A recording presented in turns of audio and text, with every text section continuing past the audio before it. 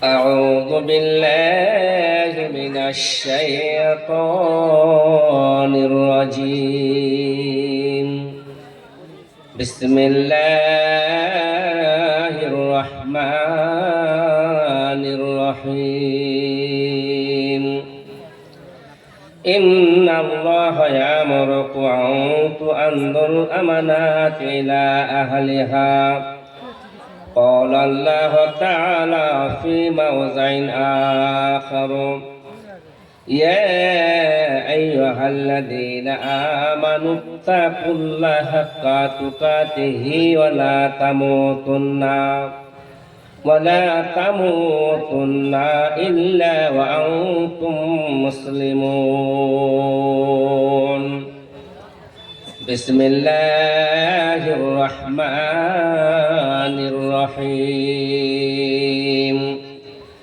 إنما يعمر مساجد الله من آمن بالله واليوم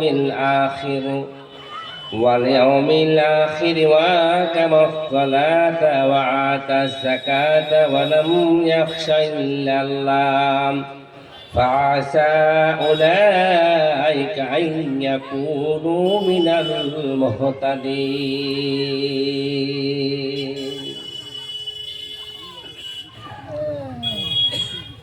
জীবনের কিছু দাম নাই মুসলমান, জীবনের কিছু দাম নাই।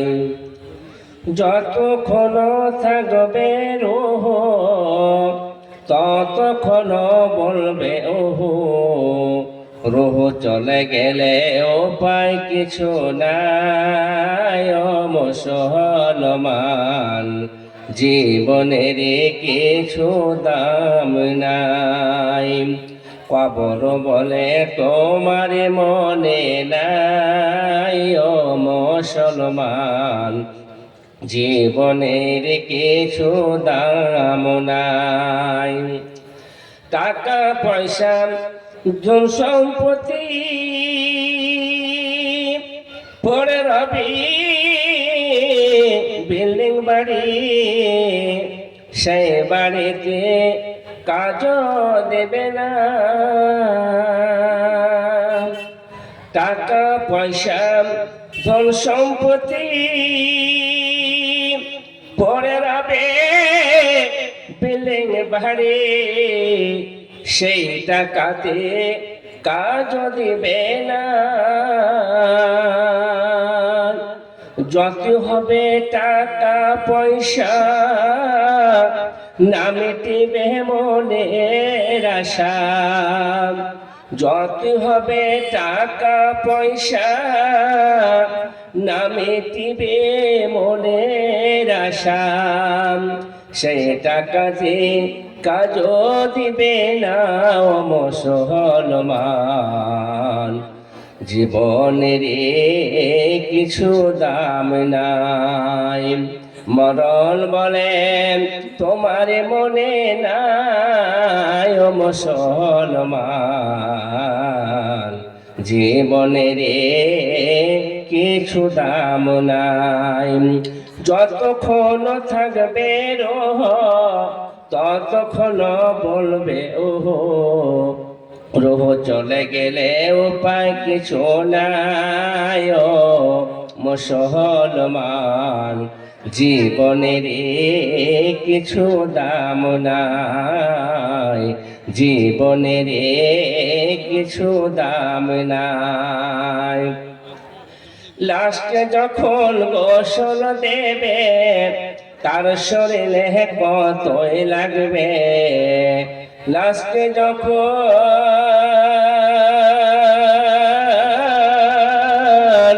গোসল দেবে তার শরীরে কতই লাগবে, তার বুক ফুটবে মুখ ফুটবে না ও মুসলমান, জীবনের কিছু দাম নাই। কবর বলে তোমার মনে নাই ও মুসলমান, জীবনের কিছু দাম নাই। মাটির বাড়ি মাটির ঘর সবই হবে তোমার পর, মাটির বাড়ি মাটির ঘর সবই হবে তোমার পর। তাই বুঝে সুঝে জীবন যে গড়াও মুসলমান, জীবনের কিছু দাম নাই, জীবনের কিছু দাম নাই ও মুসলমান। কবর বলে তোমার মনে নাই, যতক্ষণ থাকবে রোহ ততক্ষণ বলবে ওহো, রুহ চলে গেলে উপায় কিছু নাই ও মুসলমান, জীবনের কিছু দাম নাই। মরণ বলে তোমার শরণ নাই ও মুসলমান, কবর বলে তোমার মনে নাই। লাস্টে যখন গড়ে রাখবে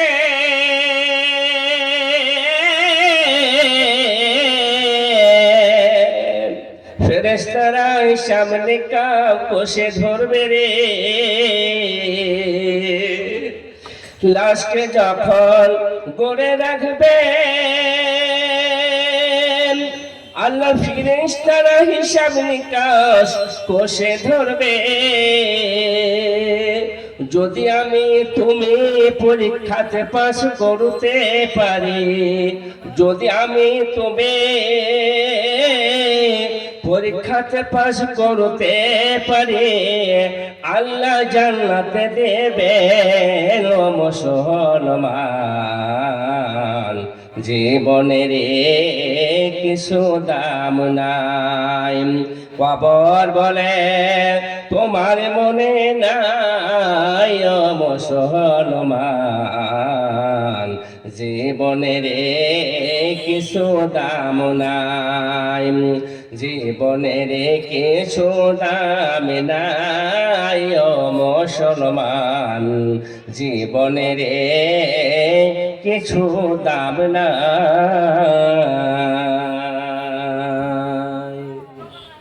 উপস্থিত শরীফ জামাত মামাজান, সভাপতি সাহেব, স্টেজের ওলামায়ে কেরামগণ, আমার সামনে বসে থাকা দিন দরদি দিন পিপাসু, দূর দূরান্ত থেকে ছুটে আসা ভাই ও বাবাজিরা, পর্দার আড়ালের মা বোনেরা, সমস্ত প্রশংসা ও সমস্ত গুণগান ওই মহান আল্লাহ রাব্বুল আলামিনের জন্য, যিনি আজকে আমাদেরকে এর শীর্ষ বোনার মাটিতে ছোট বড় নির্বিশেষে সকলকে একত্রিত হওয়ার সুযোগ দান করেছেন। তাই আমরা সবাই বলি আলহামদুলিল্লাহ।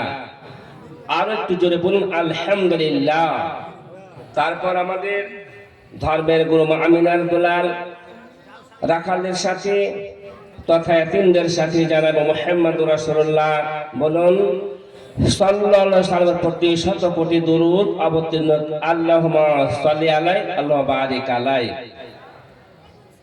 প্রাণের ভাই আমার, আপনারা সন্ধ্যা থেকে একটানা কোরআন ও হাদিসের বাণী শুনলেন। শোনাটা বড় কথা নয়, সব চাইতে বড় কথা হচ্ছে আমল করা। এমন একটা রাত নেই, এমন একটা দিন নেই, বিশেষ করে আমাদের মালদা জেলার মাটিতে জালসা হয় না।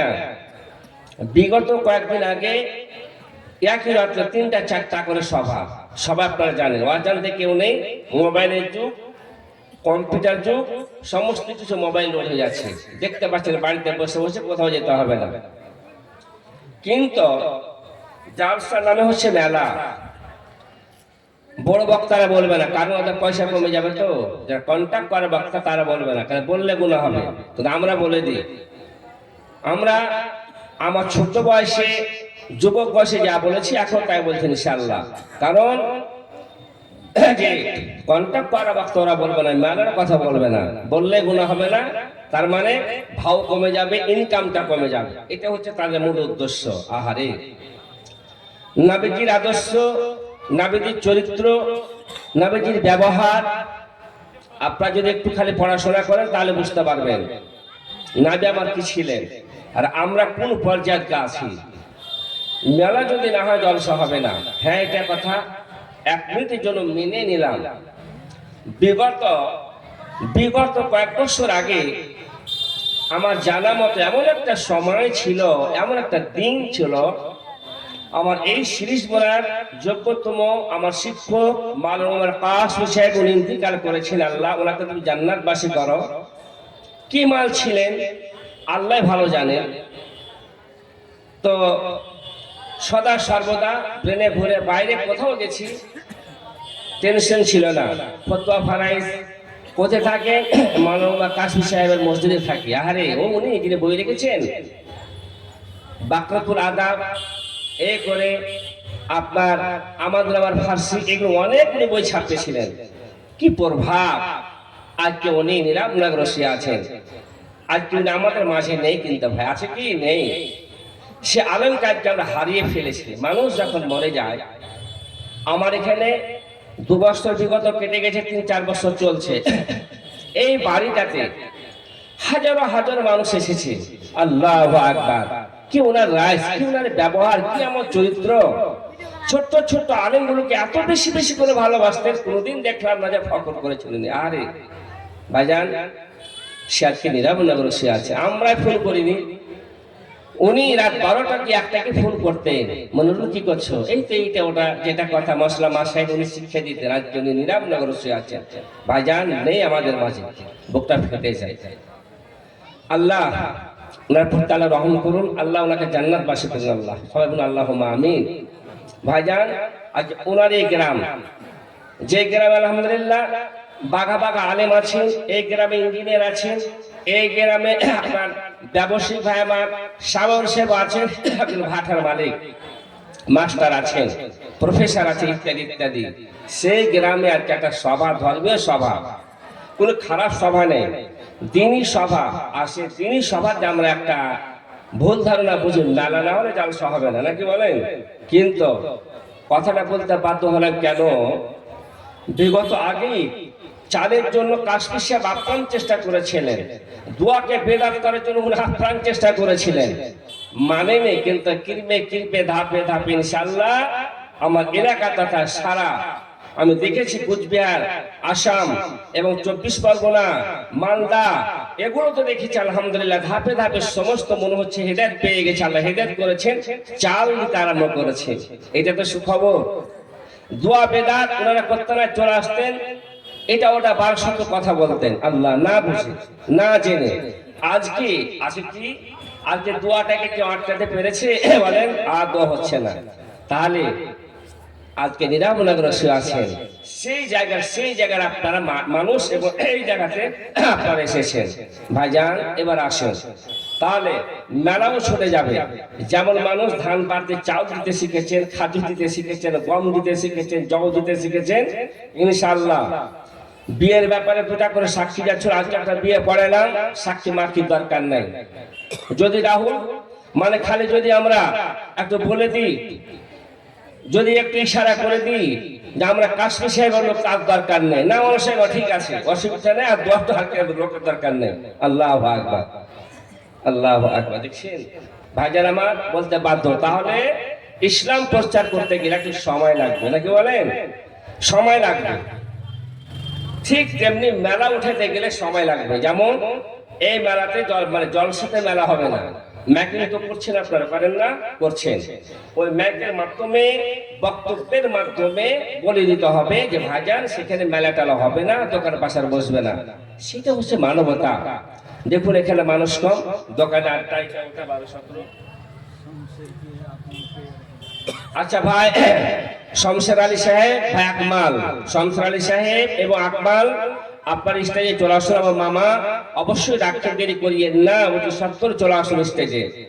এবার আসেন তাহলে ক্রিমে ক্রিমে আস্তে আস্তে ইসলাম প্রচার আল্লাহ রাসূল করেছেন, আর আস্তে আস্তে ইনশাআল্লাহ মেলাগুলো ছুটে যাবে। আস্তে আস্তে জগন্নাথপুরে শুনলাম মেলা হয়নি, মেলা বসেনি, আলহামদুলিল্লাহ করেছি এবং খুশি হয়েছি। আজকে সিরিজ বলা আছে, কালকে দাও হতে পারে মেলা। আল্লাহ তুই প্রত্যেক মুসলমানকে আল্লাহ তুমি হেদায়েতের পথ দেখাও, আল্লাহ তুমি হেদায়েত করো। এবার আসেন, এটা হচ্ছে মসজিদের উপলক্ষে জলসা। আপনারা জানেন জলসাতে গরু না কাটলে 30 কুইন্টাল 32 কুইন্টাল আমাদের তালবানা চলে গেল, এই সেখানে 16 কুইন্টাল 20 কুইন্টাল মাংস চলে এসে অসুবিধা নেই, লক্ষ লক্ষ টাকা খরচ। ভাইরা আমার, আমরা মুসলমান বলে আমরা দাবি করি, কিন্তু যেগুলো মুসলমানের কাজ কর্ম রীতি নীতি সেগুলোকে করি না। যেমন আপনাকে যদি এখন বলা যায় মসজিদ আপনি ক্যাশিয়ার হয়ে আছেন, 50,000 টাকা 50 লক্ষ টাকা, ভালো করে শুনে কথাগুলো কাজ দিবেন।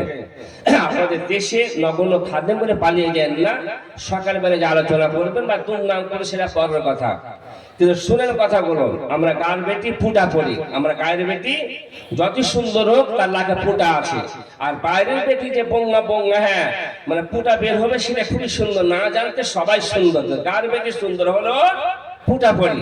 আল্লাহু আকবার। এবার আসে কথাটা হচ্ছে ভাইজান, এবারে যদি আমার মতো একজন মৌলভী সাহেব মাইনুদ্দিনকে যদি 50 লক্ষ টাকা যদি জমা দেন, সেই টাকাটা টাইম মতো কিন্তু আপনাদের দিতে পারলাম না, চাইলে দিতে পারলাম না, তাহলে কি হবে?